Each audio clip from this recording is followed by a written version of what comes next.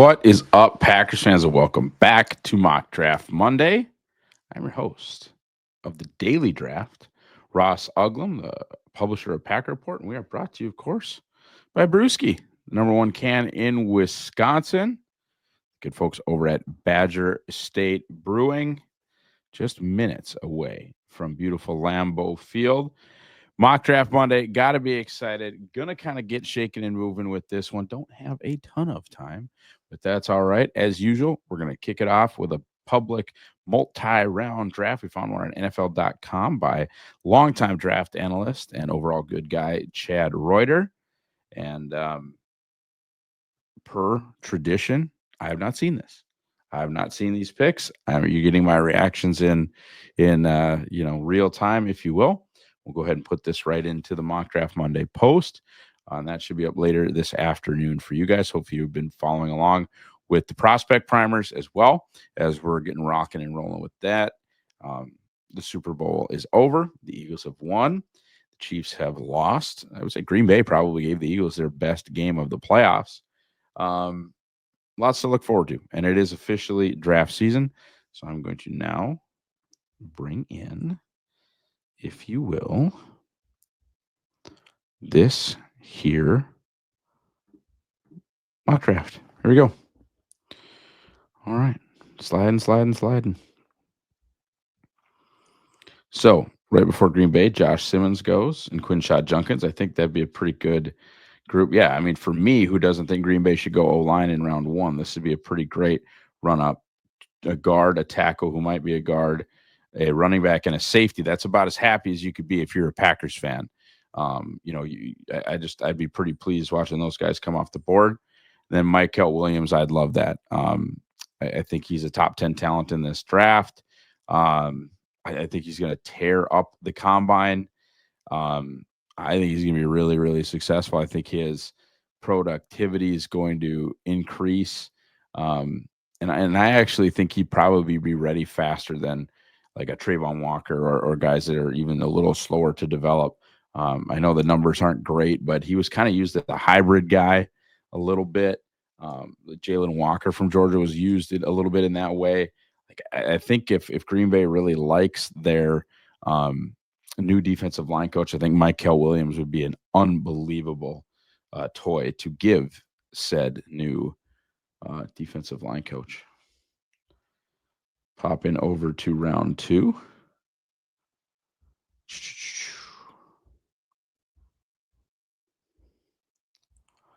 Siobhan Revel, I mean, that would be a heck of a value at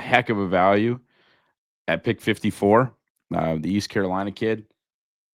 I'm always scared off by 6'3" corners, and it's not just a Kevin King thing. Like Pat Surtain, the tall kid from from nowhere, UTEP, for goodness gracious, Tariq Woolen. Oh my gosh, for the Seahawks. So PS2, Woolen, and Sauce are kind of the exceptions. Pretty much all the rest of the top corners in the NFL are 6'1" or shorter. It is a very, very, very hard position to play well when you're super tall.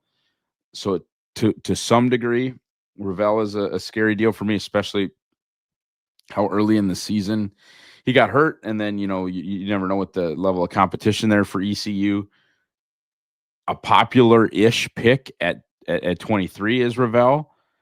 At 54, I'd be very okay taking that swing because I think he has a chance to be pretty special if he works out. And I think it's a reasonably big if, but I'm much more willing to talk about that at 54 than I would be, of course, at 23. And finally, Omar Norman Lott. Not a guy that is on my list yet, which is okay. My list is only at 106 guys. So, at pick 87, it's not that crazy that I haven't looked at this guy. We're really picking nits here. I just want to, see, and I'd be out here. I'd be out 6'1", 295. That's small. They don't need another 3-tech, or at least I don't think they need another 3-tech. That would be one issue that I would not love. This is another, I mean, your guys that you're excited about right now on this defensive line, especially if you feel like Kenny Clark is regressing, you'd be all your 3-tech bodies. Devontae Wyatt, potential for an extension, maybe not. But then Carl Brooks, Colby Wooden, those are the guys that you have excited about. Those are the guys you feel have juice. I don't need another. I need a nose. I need a big guy. All right, let's do our own. Here on Mock Draft Monday. Bringing this right back for the folks is our old buddies over at Fanspeak. We do oftentimes use the PFF mock, but we're not going to today. We're gonna draft off of Fanspeak. It gives us different players, right? No one would have ever guessed that Cooper DeJean went to the second round last year. There's a bunch of examples of that every year, right? So we're definitely gonna get a decent look here and see what happens, as the draft is less predictable than all of us constant mock drafters, would like you to believe. Okay. Boy, they like Shamar Stewart, huh? I think that's a pretty likely one. James Pierce Jr., always a big one for me. Emeka Egbuka would be fun. My guy Kenneth Grant, I'm assuming my guy Tyleik Williams is available as well. He is. Let's go pass rushers first.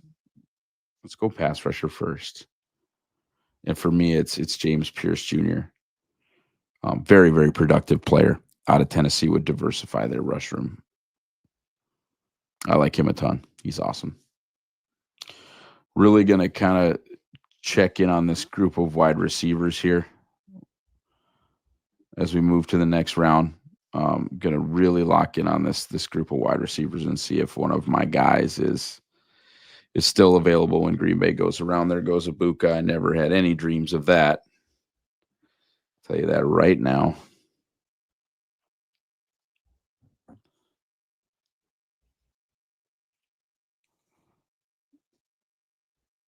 Jalen Royals already go, or did this? He not ranked Jalen Royals? There he's right there, you ding dong. Yeah,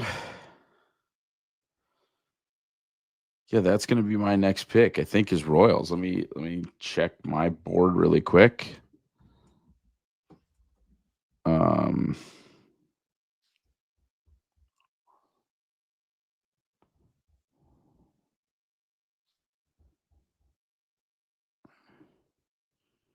Yeah. Jalen Royals.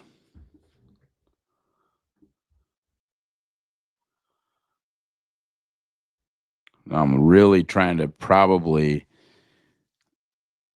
look at either a one-tech defensive tackle or a corner, just kind of depending on right here how this board shakes out of guys that I really like.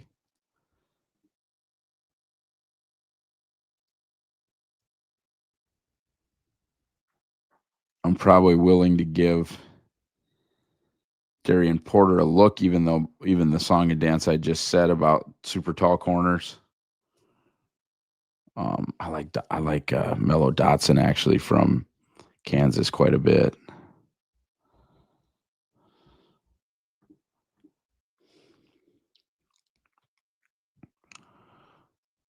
My D-tacks, all the D-tackles I like a lot are gone. That Florida State kid is gone at corner. Oh, well,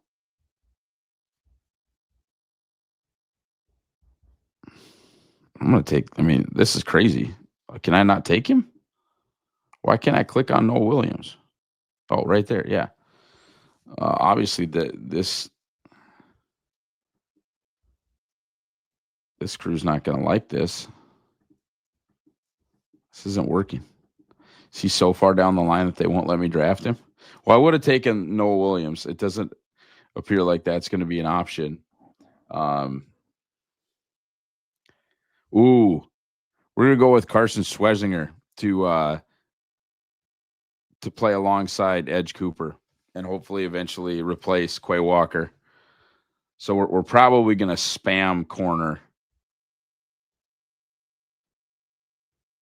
and hope at some point, I guess, obviously too, that there is a Jair Alexander trade that nets you a top 100 pick that you can utilize to grab another corner. Haven't taken care of the nose tackle, and keep in mind too that there's gonna be some sort of a signing, right? One of these needs or perceived needs that the Packers have, they're going to sign somebody. So it's not, you don't have to take care of every single need in the draft, but until we're doing these, simulations in a post free agency world, we're not going to know what needs are getting taken care of. So that is tough. But I like the way that this one turned out. Like, again, I didn't address the defensive tackle need. And I actually think that is one that'll probably is more likely to get addressed through the draft than it is through free agency. I'm not saying they can't or won't sign a free agent defensive tackle. I'm just thinking, like, generally, my belief, here's your final here. Pierce, Royals, Schwessinger, Mello Dotson. I think it's more likely that they address this in the draft. I think they're going to kind of get that TJ Slayton replacement in the draft. And, if it's a great player, really good player, like a Kenneth Grant or a Tyreek Williams, probably treat that player as even the heir apparent to Kenny Clark, who got that rare third contract from Green Bay, didn't have the season he probably wanted to have last year. And, I don't think it would be insane to expect somebody else potentially to be on the team after probably 2025. I think Kenny Clark will play 2025 as a Green Bay Packer. And then if he struggles again, I think there's at least a chance that he'll play 2026 elsewhere. Not something I'm cheering for, not even necessarily something I'm predicting, but just something that is on the table. Guys, if you haven't yet, go check out the Mock Draft Monday post over on Packer Report. This will be in it. I'll link to the 7-round mock or the 3-round mock draft from Chad in there, and we'll rock and roll. Go check out our friends at Badger State Brewing. Do everything you're supposed to do right here on the Pack a Day Podcast YouTube channel. Have a great rest of your day, guys. Go Pack, go.